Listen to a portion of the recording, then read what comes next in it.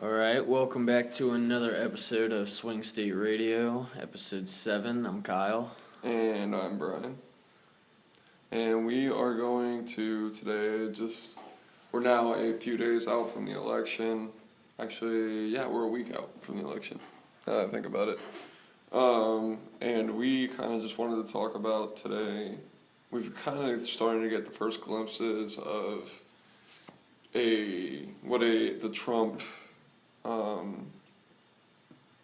Trump presidency and the people in position, what that's kind of going to look like. And so we kind of wanted to just discuss his first kind of picks here, and also talk about a little bit, because it seems that his children are going to be involved on the transition team, and that then brings up a conflict of interest. And if they are then elected to some position within the Trump presidency, would that be a conflict of interest with their business interests? So I think that's kind of what we're going to talk about today. What is he saying he's probably picking some of his children for? So I don't know if he's technically picked any of his children yet for a position. Because I'm looking at a list now and I can't find them on any of the lists. He nominated them to the transition team. If you could find the transition team list, I think that would be helpful. He also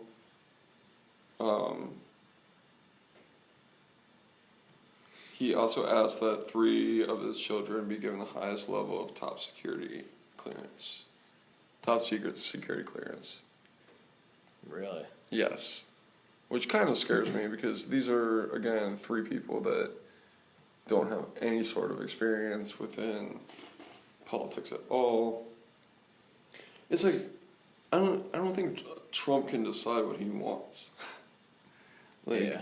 On one hand, he's electing Reince Priebus to be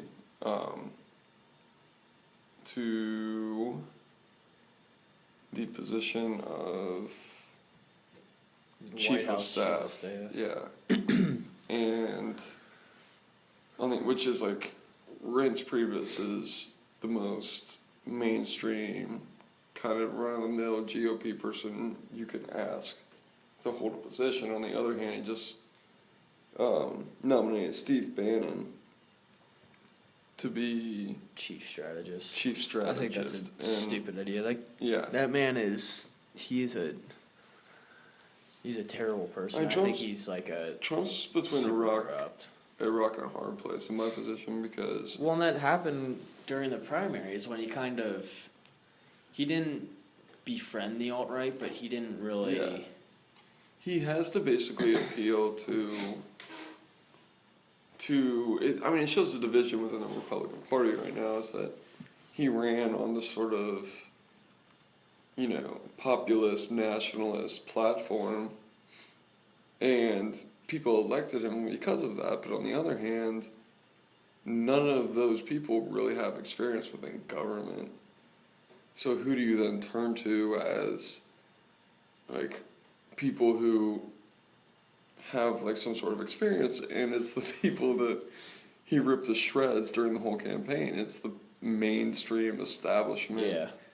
I even saw he was he had Bob Corker on the list for Secretary of State. Yeah. And Bob Corker is a super... the most recent one I saw was Michael Bolton. John Bolton. Or John Bolton. Yeah. My bad. But... one's a singer, one's the former UN ambassador.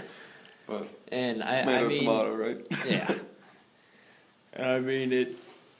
It's just a list of who he has here, and I have a list of about 6 candidates who he's talked about becoming Secretary of State, and Bob Corker was one of the most recent ones behind John Bolton. And I think that's a terrible idea, just because Bob Corker is such a corrupt crony. But I think you're already seeing the problems that I think will haunt the Trump presidency, at least for it'll the first put a year. stain on the Republican Party.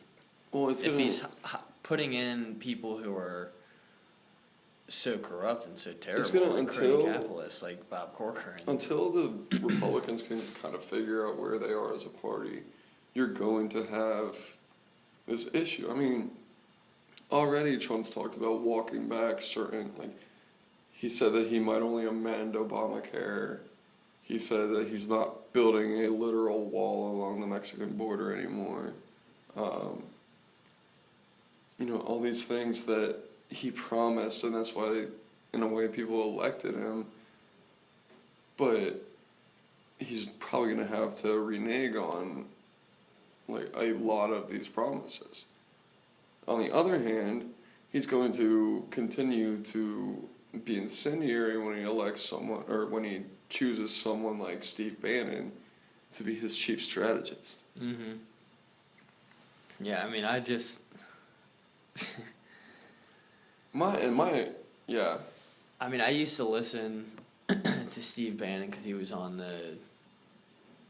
I had XM radio when I first got my car, and I would listen to the Patriot station, and he was on every morning with Breitbart Daily. Who was? Steve Bannon. And, I mean, originally I thought he was a good guy, and then I started looking into him a little bit, and then I was like, geez, oh Pete, this guy is a terrible person. And I'd have to look it up, what all he's done that's been so bad, but I remember seeing it somewhere. He was involved with so many, like, terrible organizations and stuff like that. Yeah. I mean, isn't he kind of like a self-described nationalist? Like, very, just like, he's just quintessential alt-right, but at the same time, like, that's what people elected Donald Trump for. That's what the vast majority of people that have never voted before came. That's why they came out and voted, is because they wanted to see someone more aligned with those positions. But another thing I want to bring up is, like, I mean, it's a little off topic, but also what I think is Stephen K. Bannon kind of like put a stain on Andrew Breitbart's name. So like if you go back and look at what Andrew Breitbart has said, I think it was back in 2012 when Trump was hinting at running, or 2011 when Trump was hinting at running. yeah. When Andrew Breitbart was still alive, he was saying that Trump is not a conservative, he's not a Republican, he's a terrible person. Yeah. He's super involved with the cronies in government and all the backroots things and backroads deals that happen. He's involved in all of it. And I just saw something on the internet, and it's saying Andrew Breitbart would have adored Donald Trump, and that everybody's saying it is wrong. Everybody's saying, but I just think that Stephen K. Bannon, like, he kind of like destroyed the reputation Andrew Breitbart had for a staunch conservative. Like, he created Breitbart to help defend, like, conservatism. Yeah. And now it's kind of just like an alt-right establishment company with his name tarnished all over it. Yeah.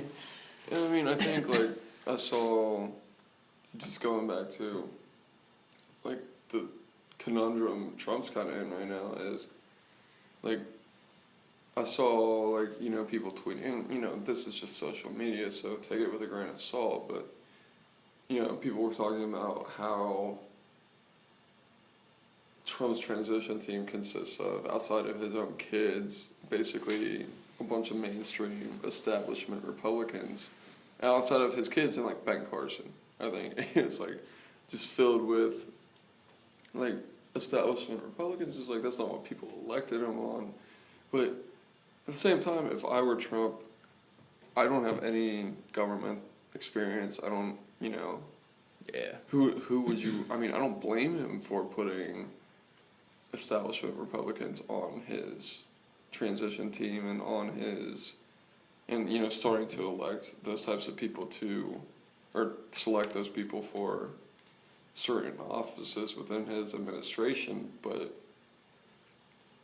like he is basically, he's gonna piss off some people that elected him. Yeah, I mean, just seeing the things that come out, he's well, I knew back in April he was saying that people have the right to choose whatever bathroom they want to go into, and I don't think that got a lot of media attention then. Yeah. But I feel like now it is, and the media is going to bring it out just to kind of give Trump a bad stain. Well, I'm pretty sure to go along those lines too, he doesn't have any plans to do anything about gay rights. What do you mean? So like, he doesn't have any plans to like basically push that agenda of repealing or like overturning the decision that the Supreme Court made on that gay rights is, or like gay marriage is legal in the United States. See, my personal which thought obviously on it, like I don't care about, but that might turn off his evangelical base, who again was like quintessential to electing. yeah. And my personal thought on like the, I guess, the Supreme Court decision on that, I had a talk with somebody about this the other day, and like I think it's kind of shitty that the government has gotten involved in marriage, because that allows them to pick and choose who can get married and who can't get married, and also like tax people for getting married and having weddings and stuff like that. And I think it's completely absurd, because Well, they do also get tax breaks, I'm pretty sure, for being married. yeah, but well, that comes with any family. But I'm saying, like, I don't think the federal government should have, like, I believe gays can get married, they can do whatever they want as long as it's not affecting me or like personally harming me or anything, and it's not. So I believe it's fine, but I don't think, with that being said, I don't think that the government should have ruled on that, like, federally, but also at the same time, how else would you have gotten it done if the government wasn't involved? Because the government got so heavily involved in marriage at the beginning, so it's like, now it's the only thing they could do, and it sucks because just more and more government leads to worse things, in my opinion, and who knows what'll be down the road. They can choose that a goat and a man can get married or something like that. I don't think we'll ever no, I don't think that'll happen, but it was an exaggeration. Yeah. No, I mean, but bottom line is that there's this evangelical, you know, like socially conservative group of people that elected him president that are going to be pissed to see that. Like, I just, like, it was almost expected because, like, I mean, Obama, Bush, Clinton, they probably all ran, I mean, like, here's an example, like, Obama ran and, like, said almost in every State of the Union address that he was closing Gitmo by the time he, like, first he was going to close it almost right away, then it was, like, by the time he left the presidency, and that's obviously not going to happen.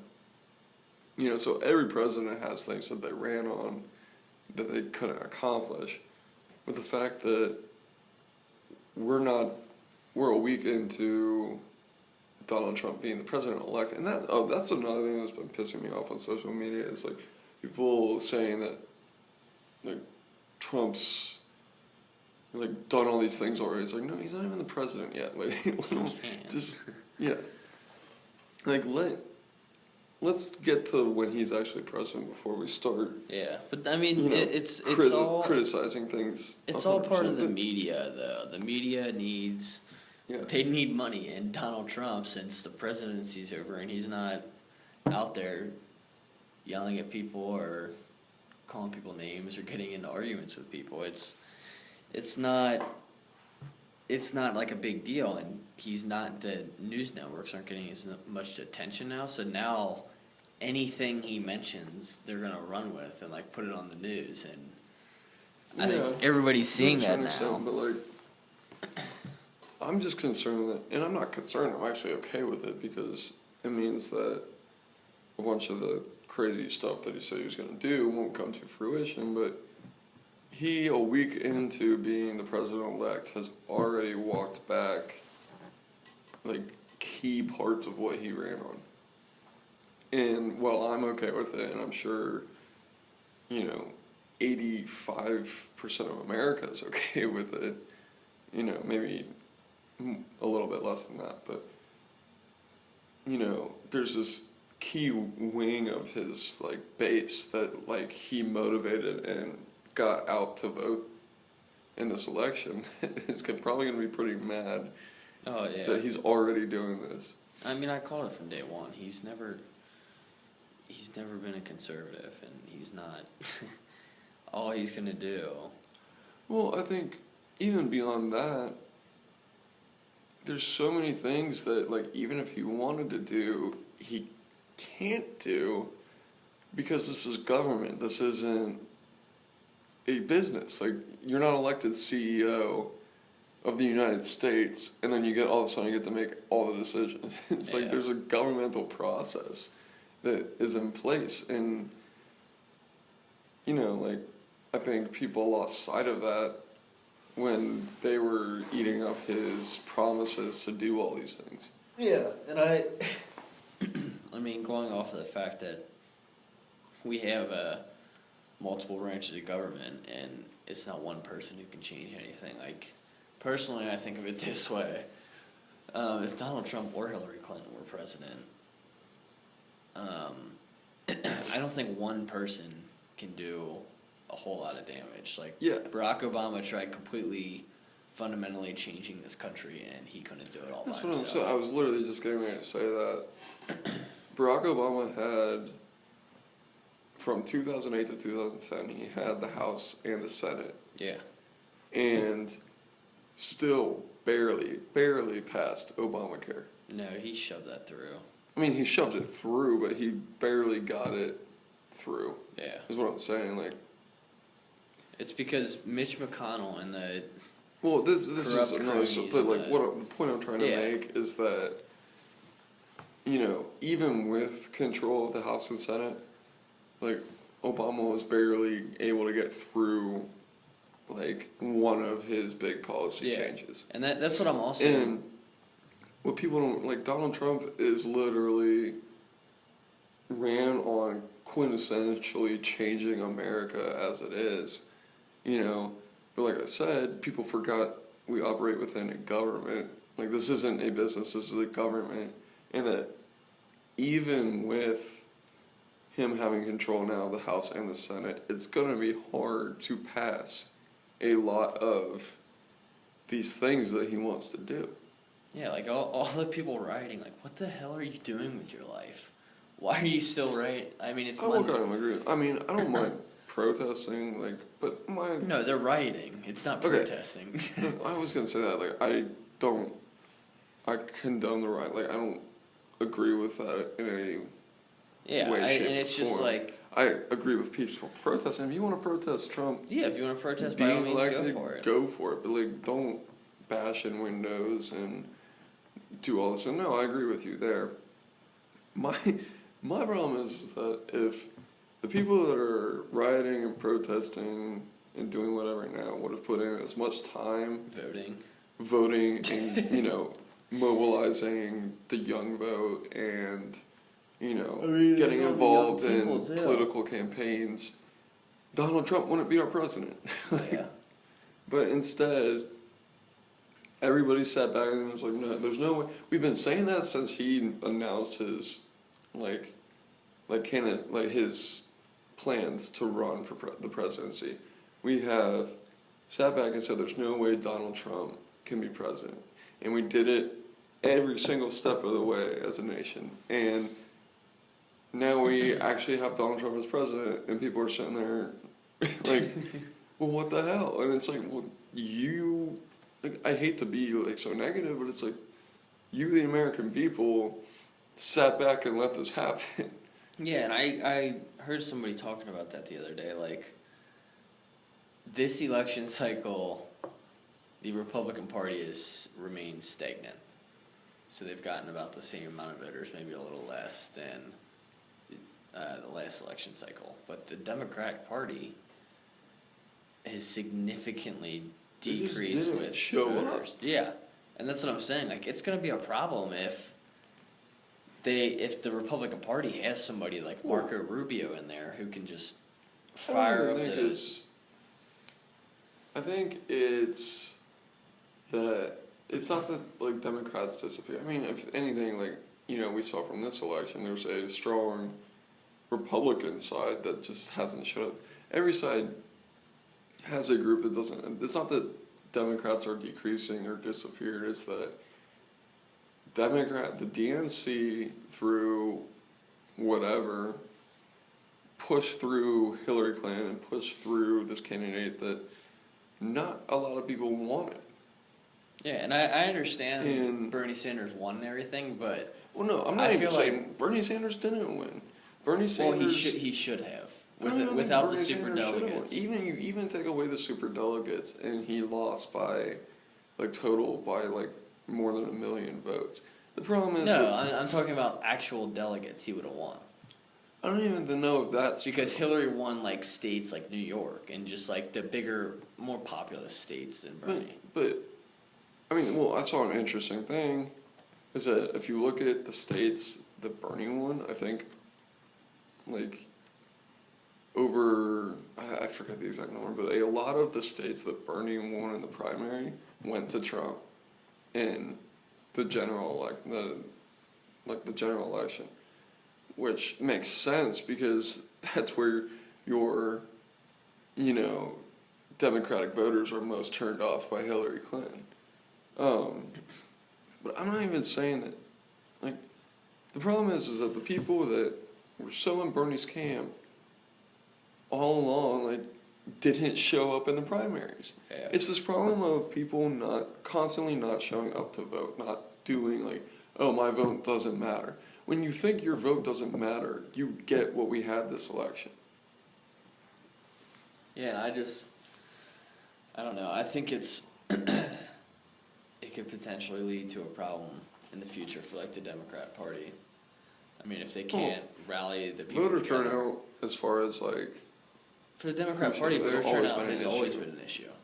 Just because, I mean, they also rely on the black vote, and like this year, Hillary Clinton relied on it. Didn't go speak to the... Which blows my mind, because if I recall back to the primaries, it's like the same media that was saying, oh, the black vote wasn't behind Hillary Clinton, was the same media that was saying that black votes what elected Hillary Clinton as the like DNC nominee. And so I'm so confused